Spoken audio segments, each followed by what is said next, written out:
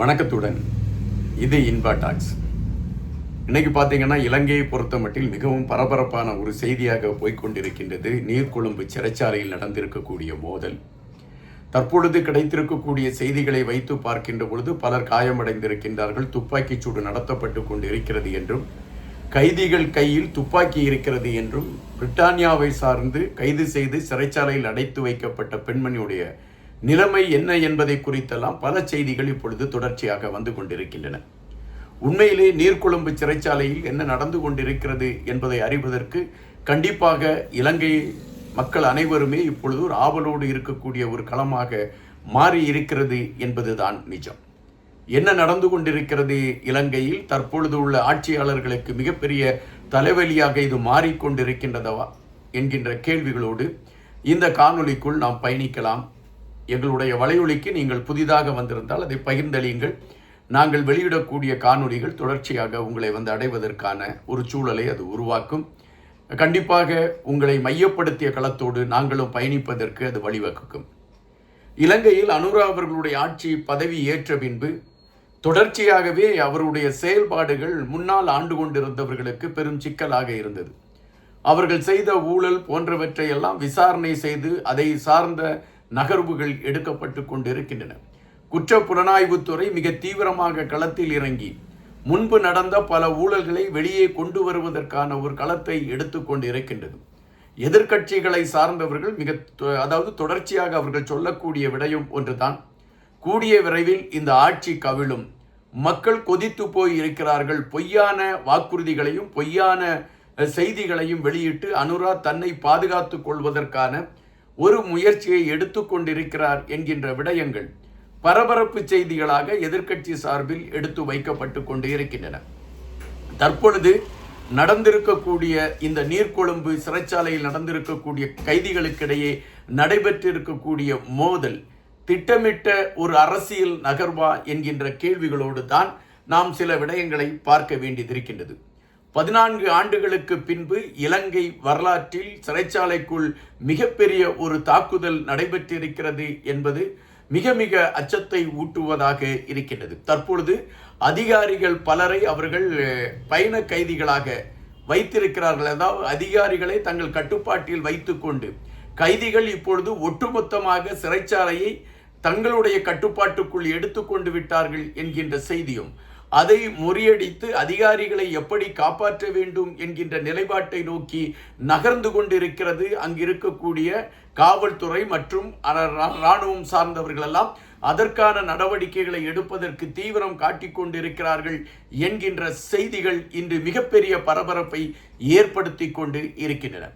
இப்பொழுது நமக்கு கிடைத்திருக்கக்கூடிய செய்தி, அதாவது நீர்கொழும்பில் என்ன நடந்து கொண்டிருக்கிறது என்பதை மையப்படுத்தி நமக்கு கிடைத்திருக்கக்கூடிய செய்திகளை வைத்து பார்க்கின்ற பொழுது, நீர்கொழும்பில் நடைபெற்றிருக்கக்கூடிய இந்த சிறைச்சாலைக்குள் நடைபெற்றிருக்கக்கூடிய இந்த கலவரத்தில் இதுவரை 117 பேர் காயமடைந்திருக்கிறார்கள் என்கின்ற செய்தி வருகின்றன. அதில் சிலர் மிகப்பெரிய ஒரு அளவில் அவர்களுடைய உடலிலே மிகப்பெரிய காயங்கள் ஏற்பட்டிருக்கிறது என்கின்ற செய்திகள் வருகின்றன.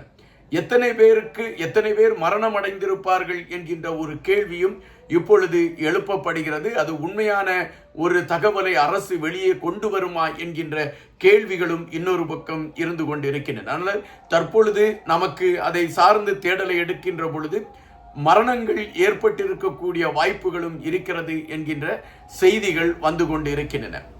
இந்த சூழலில்தான் கைதிகள் கையில் துப்பாக்கிகள் இருக்கிறது என்ற ஒரு செய்தியும் வருகின்றது.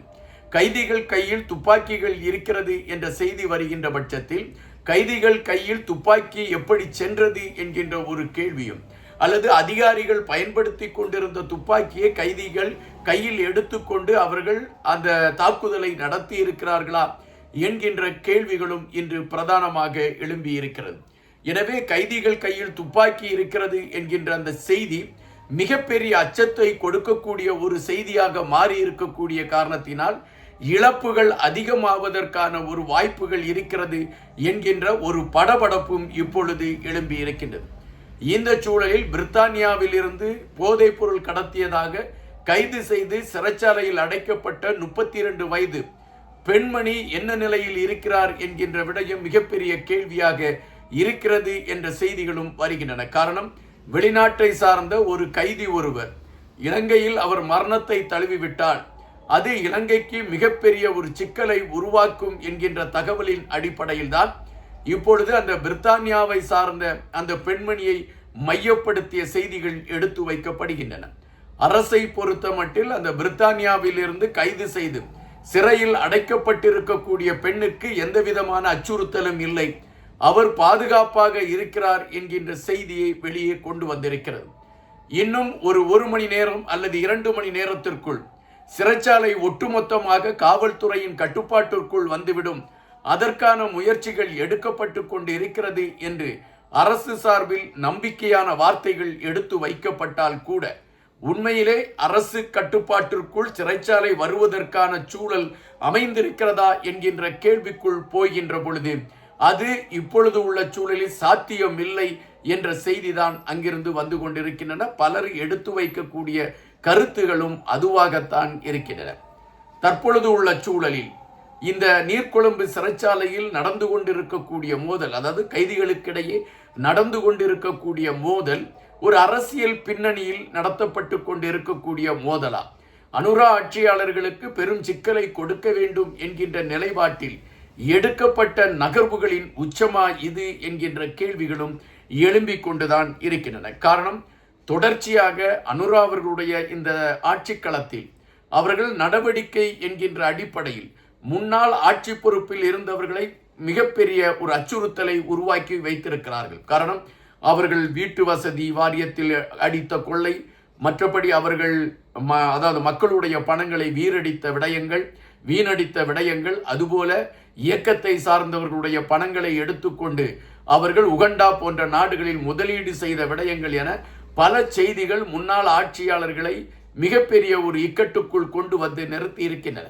அதை அனுரா அவர்களுடைய ஆட்சி களம் அது சார்ந்த ஒரு தேடலையும் அதை மையப்படுத்திய விசாரணை களங்களையும் எடுத்திருக்கிறது. இது அவர்களுக்கு ஒரு பெரிய அச்சுறுத்தலை ஏற்பட்டிருக்கக்கூடிய காரணத்தினால் இலங்கையில் ஒட்டுமொத்தமாக ஒரு போராட்ட களம் எடுக்கப்பட்டது. விலைவாசி உயர்வு, பொருளாதார வீழ்ச்சி என்பதை மையப்படுத்தி ஒரு போராட்டம் எடுக்கப்பட்டது. அந்த போராட்டம் கூட்டம் இல்லாத காரணத்தினால் அது பிசுபிசுத்து விட்டது என்று கூட வைத்துக் கொள்ளலாம். இந்த சூழலில்தான் தற்பொழுது இன்னொரு பரபரப்பு செய்தி வேகம் கட்ட தொடங்கி இருக்கிறது. அதுதான் இந்த நீர்கொழும்பு சிறைச்சாலையில் நடைபெற்று கொண்டிருக்கக்கூடிய அந்த தாக்குதல்.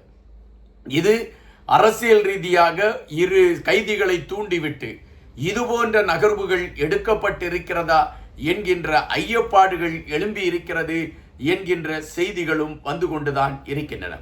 இந்த ஆட்சியாளர்கள் இதற்கு எப்படி பதில் சொல்ல போகிறார்கள் என்பதை நாம் பொறுத்திருந்துதான் பார்க்க வேண்டியதாக இருக்கிறது.